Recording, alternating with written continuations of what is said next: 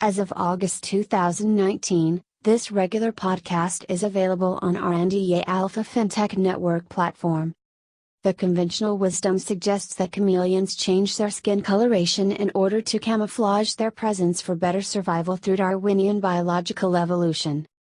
This naive intuition seems so natural and nomological that most people tend to assume so on the basis of common sense. However, scientific research shows that chameleons run much faster than their predators. This fresh insight leads subsequent scientists to view camouflage as only part of the story for this functional skin coloration. More recent research suggests that chameleons typically vary their skin coloration to express social signals in response to other chameleons, external conditions, and physiological changes. Specifically, bright skin color signals an aggressive emotion while dark skin color reflects a submissive reaction. Overall, scientific research trumps basic intuition and common sense. The same idea applies to the economic science of dynamic asset management too. We often need to learn from fundamental factors in order to decipher economic insights into how macroeconomic fluctuations manifest in the cross-section of average asset returns. These fundamental factors include the return spreads between the top to bottom 30% of individual stocks for size, value, momentum, asset growth, cash profitability, and market risk exposure. Our proprietary alpha investment algorithm serves this fundamental purpose. Santa Barbara political economy professor Benjamin Cohen proposes new counter-cyclical fiscal stimulus to complement the current low-interest rate monetary policy. Cohen indicates that global interest rates persist at low thresholds in the current decade. In all OECD and several other economies, low interest rates cannot bounce back too far from the zero lower bound during the global financial crisis. In Japan, Europe, and Switzerland, the risk-free interest rates fall below zero. In this context, the major central banks have little room for new interest rate reductions as the global economy gradually moves toward the next recession. In response to the current Sino-US trade truce and Brexit economic uncertainty, Cohen proposes new fiscal stimulus as an alternative policy instrument for global economic revival. This new fiscal stimulus can manifest in the generic form of tax credits, transfer payments, and government expenditures in healthcare, infrastructure, education, and technology. Nevertheless, Cohen adds the cautionary caveat that lawmakers may remain reluctant to increase fiscal deficits on top of post-crisis national debt mountains. To the extent that legislators may become wary of potential backlash in midterm elections, it is important for politicians and technocrats to strike a better balance between democratic accountability and elite interest entrenchment. Partisanship matters more than the relative socio-economic influence of the rich and elite interest groups. This new trend emerges from the recent empirical analysis of 49 Senate votes on socio-economic and foreign policy issues from 2001 to 2015 as well as national survey data from Gallup and Pew. This empirical analysis shows that the rich elite income groups seem to get what they want from their senators about 60% of the time, whereas, the poor income groups receive a 55% fair chance. When these socioeconomic echelons oppose each other on both sides of a particular policy issue, Senate votes favor the rich with a significantly higher 63% fair chance. In this specific scenario where the rich and poor voters oppose each other on a given policy issue, Democratic senators side with the rich only 35% of the time, whereas, Republican senators vote in accordance with rich elite interests 86% of the time. Since Republicans now hold majority control in Senate, U.S. congressional decisions predominantly benefit the upper echelon because legislators often follow the party line. Affluent influence that results from U.S. partisan influence can be worrisome. However, the American median voter experience is not the same as living in an oligarchy. Warren Buffett indicates that the current cap ratio of U.S. stock market capitalization to real GDP seems to be much higher than the long-run average benchmark. With the current cap ratio of 146.4x, U.S. stock market capitalization represents at least 146 times American national income per annum. This current cap ratio exceeds the long-run average benchmark of 80x by more than 80%, and is historically second to the peak of irrational exuberance near 148.5x during the dot-com bubble back in March 2000. From 2018 Q3 to 2019 Q2, the S&P 500 delivers a 12-month net profit of about $135 per share, and the S&P 500 aggregate share price rises to $3,000 plus per share. Thus, the equivalent S&P 500 P ratio hovers in the broad range of 22x to 24x. This narrow range well exceeds the long-run average benchmark of 15x to 16x. Long-term stock market capitalization and corporate profitability should move in tandem. If these key metrics stray too far apart, it can be prohibitively expensive for U.S. public corporations to get back to balance. From this fundamental perspective, the normal stock market forces may pull equity valuation back to the long-run average yardsticks relative to U.S. national income and corporate profitability. Fundamental factors often reflect macroeconomic innovations and so help inform better stock investment decisions. Nobel laureate Eugene Fama and his longtime co-author Ken French empirically discover that several fundamental factors help price the cross-section of average asset returns. These factors include the average return spreads between the top and bottom stock portfolios that the econometrician sorts on size, value, momentum, asset growth, cash profitability, and market risk exposure. In terms of stock market capitalization, small stocks often outperform large stocks by a significant 5% to 7% factor premium. Value stocks consistently beat glamour stocks by a 7% to 9% factor premium. Further, investors can earn hefty average returns on stocks with high recent price performance, low capital-intensive asset growth, high cash profitability, and low market risk exposure. AQR Capital investment practitioners find that both value and momentum factor premiums significantly persist in global asset markets. To the extent that factor premiums exhibit mutual causation with macroeconomic fluctuations, this causation serves as a new condition for fundamental factor selection. As investors learn from their behavioral biases, quirks, and other investment mistakes, these investors tilt their asset portfolios toward high factor premiums.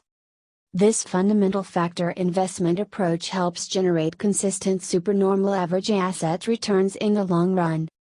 The recent British pound depreciation is a big Brexit barometer. Britain anoints former London Mayor and Foreign Secretary Boris Johnson as the new Prime Minister. The Conservative Party selects Johnson as the successor to Theresa May to set the stage for fresh Brexit negotiations with the European Commission. This change hits the pound with volatile exchange rate gyrations. The British pound sinks to the new lowest level of $1.24 in 2017 to 2019. Johnson indicates that he would be keen to force Brexit with or without a post-May deal on October 31, 2019. Which is the latest deadline for Britain to depart the European Union. Alternatively, Britons might consider a second referendum on Brexit with a backstop agreement for free flows of goods between Northern Ireland and the Irish Republic. Stock market analysts predict that leaving the European Union without a proper deal would plunge the UK into an economic recession due to Eurozone trade constraints and capital outflows. UK stock markets would fall 5% in light of a 2% decrease in economic output, and the pound would likely plummet 10% plus. This prediction accords with what the UK Office for Budget Responsibility suggests in its recent report on the British economic outlook. House Judiciary Committee summons senior executive reps of the tech titans to assess online platforms and their market power. These tech firms include Facebook, Apple, Microsoft, Google, and Amazon, FEMGA. Congressional committee members focus on whether these tech giants abuse their clout to crush their rivals in social media, e-commerce, software, internet search, and artificial intelligence. Antitrust scrutiny and tech compliance stem from the sheer size of FEMGA and thus remain key bipartisan regulatory issues in America.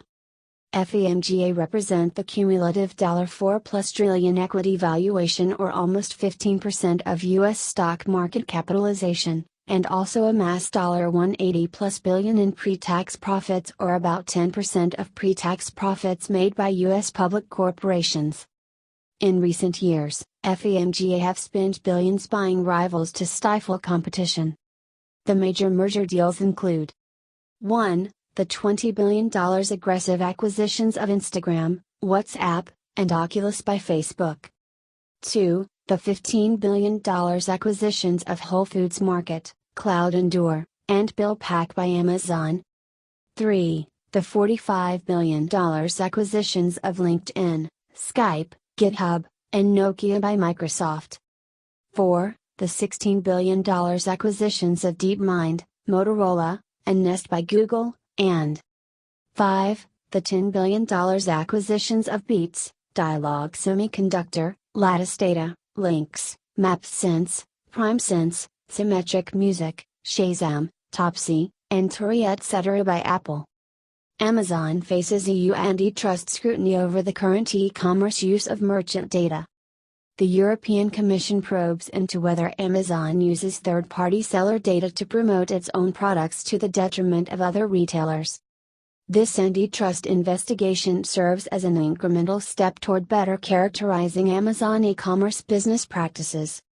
The preliminary inquiry helps reveal how tech titans such as Amazon may use customer information to reinforce their market power. The core concern arises from negative feedback from European third-party sellers, retailers, and manufacturers that Amazon has been trying to abuse its dual role as a direct e-commerce competitor and also as an online marketplace for merchants. Under the current Amazon Terms of Service for Europe, third-party sellers and other merchants grant Amazon royalty-free rights to use their product information, content, technology, and trademark design etc. European Competition Commissioning Mark-Rev Vestager indicates that global e-commerce platforms should not eliminate consumer benefits such as better product prices and choices through anti-competitive business practices. EU regulators can impose fines up to 10% of global sales. However, some antitrust experts point out the essential need for the European Commission to establish a new precedent of industry standards and best practices for cross-border e-commerce. Netflix suffers its first major loss of U.S. subscribers due to the recent price hikes. The company adds only 2.7 million new subscribers in 2019 Q2, in stark contrast to 5 million new subscribers that most stock analysts expect to see in the latest income statement. The disappointment suggests an inevitably high price elasticity of demand for Netflix media services and so causes the recent 11% to 14% double-digit depreciation of Netflix shares. This issue poses a major challenge to the current unsustainable business model as Netflix faces fierce competition from numerous media service and content providers such as Amazon, Apple, Disney, HBO, NBC, Warner Media, and YouTube etc. Netflix may lose valuable subscribers who can choose to switch to several other original content providers. Specifically, Warner Media expects to confirm an exclusive license for HBO to stream one of the most popular TV shows, Friends, in addition to Pretty Little Liars and The Fresh Prince of Bel-Air. Also, NBC seeks to secure the exclusive license for streaming all 9 seasons of The Office. With 150+ million premium subscribers worldwide, Netflix needs to carefully mull over the next strategic pivot for better monetization, such as online advertisement, to turn around their fundamental economic outlook. Facebook reaches a $5 billion settlement with Federal Trade Commission over Cambridge Analytica user privacy violations. Federal Trade Commission, FTC, probes into prevalent user privacy practices across the social media ecosystem of Facebook, Messenger, Instagram, and WhatsApp. FTC commissioners break along party lines, 3-2, as the GOP majority votes line up to support the $5 billion settlement, whereas Democratic commissioners object this pact. This punitive fine is the single largest one against a tech titan by the FTC to date, but some regressive lawmakers remain furious primarily due to the controversial inadequacy of FTC curtailing future data leaks and breaches of the same sort of Cambridge Analytica. The Cambridge Analytica data debacle may have already compromised the personal data for about 87 million Facebook users. FTC requires Facebook to establish a new independent privacy committee of directors on the current corporate board. This committee would oversee all necessary audit functions to ensure strict compliance with FTC privacy rules and best practices. With 53% majority control rights, Facebook CEO Mark Zuckerberg may inadvertently be able to influence the nomination and appointment of independent directors on the Privacy Committee. The current settlement can cause ripple effects on the broader corporate governance structure. McKinsey Global Institute analyzes 315 U.S. cities and 3,000 counties in terms of how tech automation affects their workers in the next 5 to 10 years. This analysis indicates that the zip code of primary residence may be the most important determinant of the economic future for the middle class. The 25 U.S. megacities and their peripheries are home to about a third of the American workforce. These metropolitan areas are likely to continue to capture more than 60% of U.S. job growth in the next few years. By contrast, 54 suburban areas and 2,000 rural counties are home to only a quarter of the U.S. population, and these rural areas may suffer with virtually zero employment growth in the next decade. In this light, America is a mosaic of local economies that traverse on divergent economic trajectories. Robotic automation and artificial intelligence may inadvertently widen these economic disparities. The McKinsey report further indicates that the current tech trends may displace about 12 million Hispanic and African American workers in the next few years. The government needs to invest in higher education to build the American workforce of the new century, and this public investment should focus on closer employer-educator partnerships. Nobel laureate Joseph Stiglitz maintains that globalization only works for a few elite groups, whereas, the government has to reassert itself in terms of both redistribution and regulation. The rich and elite interest groups have better socioeconomic opportunities than others. From college education to the family stock ownership of public corporations, these elite groups perpetuate their socioeconomic advantages from generation to generation. In most tech-savvy sectors, a few dominant tech titans such as Facebook, Apple, Microsoft, Google, and Amazon, FEMGA, create almost insurmountable barriers to entry. Under the Trump administration, banks and insurance companies face less stringent macroprudential rules and regulations, public corporations and high-net-worth individuals enjoy lower income taxes, big biotech and pharmaceutical firms and health insurance companies exploit millions of Americans with astronomical medicine prices. However, U.S. real wages stagnate for the bottom echelon of American society in the 60 years from 1959 to 2019. The current policy debate calls for greater government investments in infrastructure, education, technology, and environmental sustainability. The Federal Reserve should herald interest rate adjustments to better ensure inflation control, maximum sustainable employment, and financial market stabilization. Meanwhile, the Treasury should exercise fiscal prudence and discipline in national debt and budget deficit management. Kobe Bryant and several other star athletes have been smart, savvy investors. In collaboration with former Web.com CEO Jeff Stibel, the NBA champion invests in lean enterprises via the venture capital fund Bryant Stibel. This venture capital fund places $200+ million equity stakes in a new sports drink Body Armor, an online education platform VipKid, a video game design company Scopely, an online legal technology firm LegalZoom, a smart restaurant brand Reserve, and an enterprise sales management platform RingDNA. The Bryant Stibel venture capital return on investment in a big boon to the entrepreneurial ideology of sports star interests in technology, media, big data, and artificial intelligence, etc.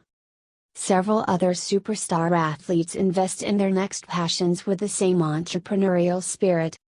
For instance, the tennis champion Serena Williams takes an active equity interest in the meal delivery service Daily Harvest, and her sister Venus Williams invests in a financial app Alivus that empowers women to better save for retirement. Also, the Golden State Warriors superstar Kevin Durant invests in a delivery service company Postmates, an investment app Acorns for Millennials, a drone company Skydio, and a scooter brand Lime Bike. Lean startup investments can reap handsome rewards with reasonable diversification. Conor McGregor learns a major money lesson from LeBron James. This vital money lesson suggests that James spends about $1.5 million on his own body each year. The $1.5 million annual expenditure includes all of the costs of his home gym and trainers, chefs, nutritionists, and massage therapists. To continue to be fit as an NBA superstar, James understands the self-discipline rule that he should eat and train well. This important investment empowers James to remain at the top of professional basketball. To the extent that LeBron James continues to be a competitive athlete, Conor McGregor also intends to remain fit in combat sports. McGregor has been known as one of the flashiest fighters in his UFC profession. In recent years, McGregor makes millions of dollars per year and has launched his own popular whiskey brand Proper No. 12 and an apparel line August McGregor. He buys designer suits and fast cars, and he travels on luxury yachts.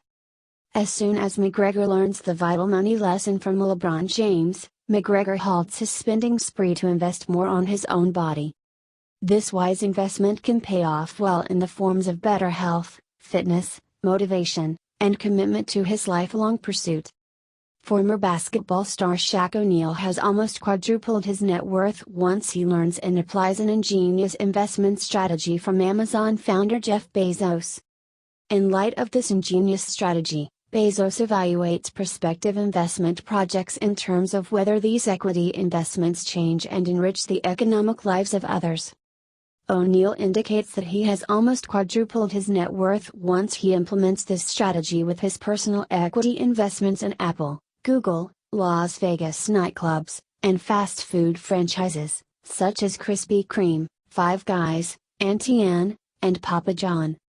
In terms of his personal preferences, O'Neal points out that Google equity stakes have been his best investment by far. Also, O'Neal most enjoys his equity investment in the Krispy Kreme donut chain because he is a big fan of fresh donuts.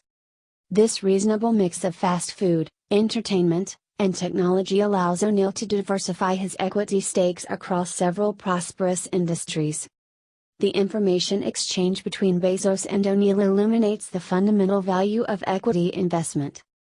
Stock ownership can be a sound and efficient investment vehicle for angel investors such as Bezos and O'Neal to be the positive change that they would like to see in the world. China continues to sell U.S. Treasury bonds amid Sino-American trade truce uncertainty. In mid-2019, China reduces its U.S. Treasury bond positions by $20.5 billion to $1.12 trillion. These Treasury bond positions reached their lowest level or 5% of U.S. government debt in 2017 to 2019 amid Sino-American trade conflict and economic policy uncertainty. The Chinese Xi administration may use its current status as the top Treasury debt holder as leverage in the next round of trade negotiations. In response, the Chinese renminbi hovers in the board range of 6.69x 6.97x per US dollar during the recent time frame. Some investment bankers speculate that as the largest foreign owner of US government bonds, China may employ the nuclear option by offloading lots of Treasury bonds to trigger subsequent interest rate hikes in America. These interest rate hikes may inadvertently cause collateral damage to the US economy. However, Lowy Institute's senior fellow Richard McGregor offers the fresh economic insight that China cannot easily manipulate its U.S. Treasury bond portfolio with no negative impact on the Chinese currency and current account deficit.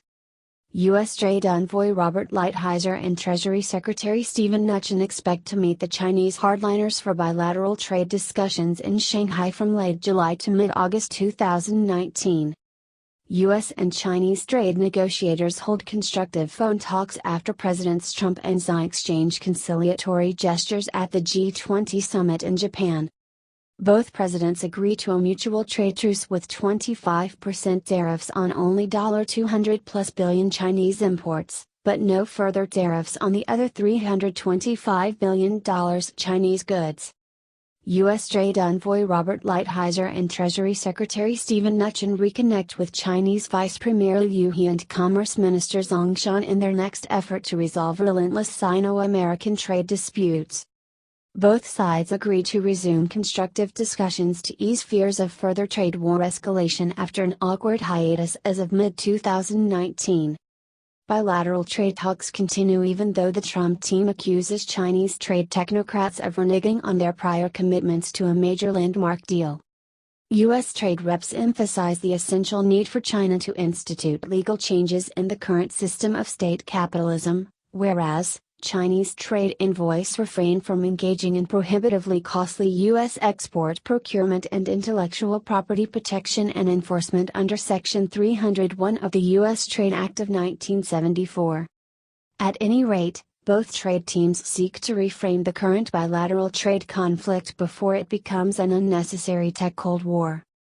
U.S. inflation has become sustainably lower than the 2% policy target in recent years. As Harvard macrofinance professor Robert Barrow indicates, U.S. inflation has remained low and stable since the federal funds rate peaked at 22% in the early 1980s. The Federal Reserve upholds the Taylor interest rate rule that the federal funds rate should increase by more than the next probable rise in inflation. This monetary policy rule accords with the U.S. congressional dual mandate of price stability and maximum sustainable employment. In most new Keynesian macroeconomic models, interest rate adjustments can cause real movements in inflation, employment, and the economic output gap due to monopolistic competition and sticky price persistence. Former IMF chief economist Olivier Blanchard and his MIT PhD student Joe Redigali empirically show that solo price stabilization would be equivalent to trying to stabilize both deviations of general prices and output gaps from their respective targets. Blanchard and Gali refer to this macroeconomic stabilization rule as the divine coincidence. However, the divine coincidence may disappear due to real wage rigidities and financial market imperfections. On balance, mainstream macroeconomic models cannot plausibly explain the recent great moderation of low inflation near 1.5% to 2% despite gradual and consistent interest rate cycles. The Phillips curve becomes the Phillips cloud with no clear trade-off between inflation and unemployment. Stanford macrofinance professor John Cochrane disagrees with Harvard macroeconomist Greg Menke with respect to the mysterious and inexorable trade-off between inflation and unemployment. It is difficult to depict a downward Phillips curve for the post-war period because there is no conclusive trade-off between inflation and unemployment. This empirical result remains true even when we consider alternative measures of inflation such as the deflator for personal consumption expenditures, PCE, and Core Consumer Price Index, CPI, inflation less food and energy. Also, the empirical result continues to hold in practice when we consider the economic output gap in lieu of the unemployment rate. Cochrane suggests no necessary trade-off between inflation and unemployment in the Phillips cloud. In other words, the Phillips curve is too flat to be true. This analysis poses a conceptual challenge to new Keynesians who seek to achieve the Federal Reserve dual mandate of price stability and maximum sustainable employment. The central bank can constrain money supply growth as a potential source of economic disturbance, yet, the long-term welfare cost of low inflation has no real impact on economic output, employment, and capital investment. Many young and mid-career Americans fall into the financial distress trap in rural communities. A recent analysis of 25,800 zip codes for 99% of the U.S. population compares the consecutive periods from 2007 to 2011 to 2012 to 2016. The primary reasons for U.S. rural distress include a lack of educational attainment, subpar mortgage affordability, unemployment, low income, and stagnant business investment. Many young and mid-career Americans experience the catch-22 situation with disproportionate student debt, credit card debt, and mortgage delinquency, etc. There is no clear path for these less fortunate Americans to afford moving from the rural areas to more prosperous metropolitan areas. In the absence of better job opportunities, rural communities remain economically subpar places of residence. About 65% of the U.S. rural population lives east of the Mississippi River, and half of the rural residents are in the South. Education represents the faulty line between prosperous and economically subpar communities. Specifically, prosperous zip codes contain more than 27 million adults with tertiary education, whereas, there are fewer than 5 million adults with equivalent levels of educational attainment in economically subpar communities from Louisiana, New Mexico, and West Virginia to Alabama, Arkansas, and Mississippi. Economic inequality remains a major socioeconomic issue in America.